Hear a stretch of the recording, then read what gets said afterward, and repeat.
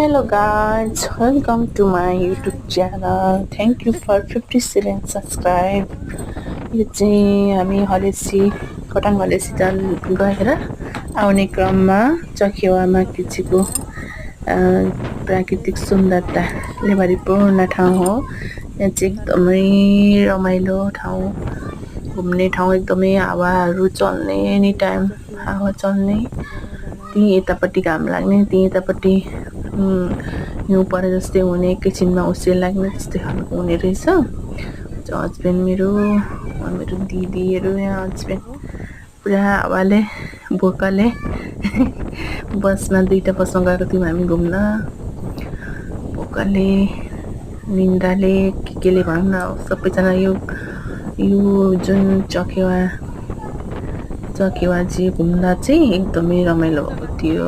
कतिजनाको थकान सबै भुलेर एकैछिनमा हेर्न घाम लागेको थियो, एकैछिनमा फेरि ओसिएल लाग्नलाई बादलहरू यत्तिकै आउँदैछन् हो। म पनि निदाएर कस्तो भएको थिएँ, फेरि घुम्न भन्दाखेरि यसो बाहिर त कस्तो मजा आयो।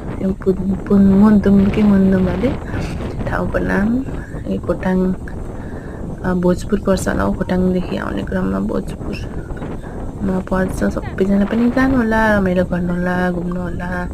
एकदमै राम्रो ठाउँ छ।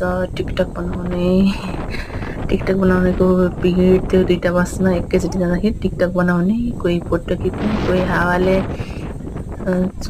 लुते मान्छेलाई त हावाले लडाउन जस्तै थियो।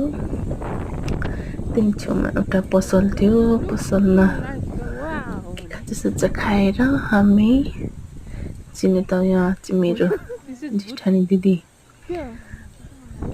खाजा खाएर हिँड्यौँ। कस्तो रमाइलो छ है। सबैजनाले लाइक सब्सक्राइब गरिदिनु होला, हामीलाई पनि माया गरिदिनु होला। धन्यवाद। See you.